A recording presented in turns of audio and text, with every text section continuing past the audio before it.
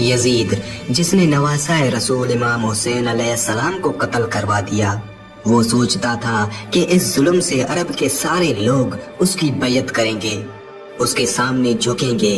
कोई भी इमाम हुसैन अलैहिस्सलाम के बाद मेरे सामने सर उठाने की जुर्रत नहीं करेगा।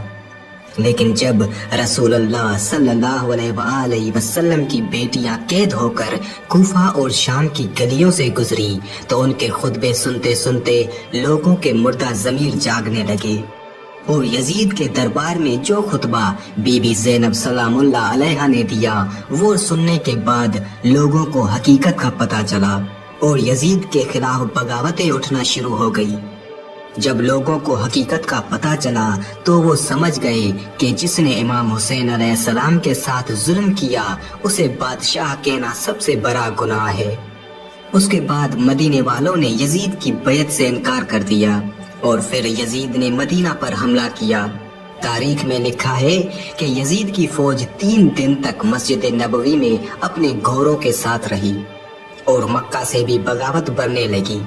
फिर यजीद ने खाना काबा पर भी हमला करवा दिया और खाना काबा को आग लगा दी।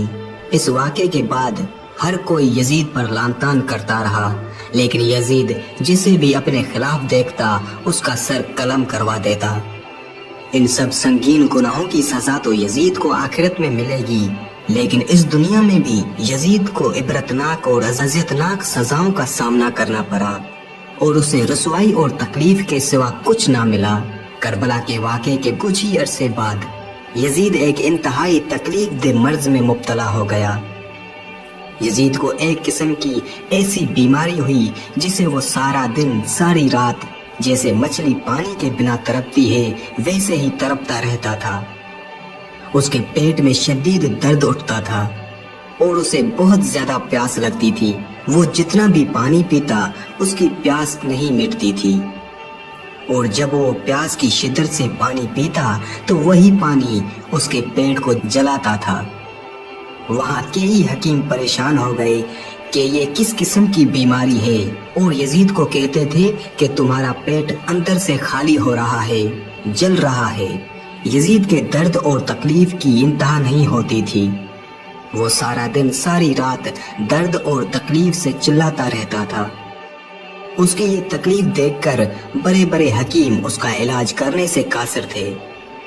यजीद की इस तकलीफ को देखकर लोग समझ गए और कहते थे कि ये अजाब हजरत इमाम हुसैन अलैहिस्सलाम को शहीद करने की वजह से ही हुआ है। यजीद के दर्द को कम करने के लिए हकीम उसे मुख्तलिफ किस्म के शराब पिलाते थे ताकि ये ज्यादातर नशे में रहे और इसे दर्द और तकलीफ महसूस ना हो, और हकीम उसे शिकार करने को भी कहते थे ताकि उसका ज्यादातर वक्त तफरीह में गुजरे। एक मर्तबा यजीद अपने साथियों के साथ शिकार पर गया।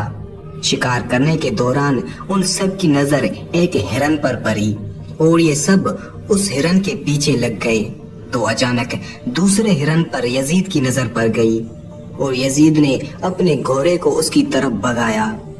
हिरन का पीछा करते करते यजीद अपने साथियों से बिछड़ गया और एक सुनसान जगह पर पहुंच गया और वो हिरन भी अचानक गायब हो गया। यजीद को वहाँ भी प्यास की शदीद शिद्दत हुई और वो प्यास से तड़पने लगा।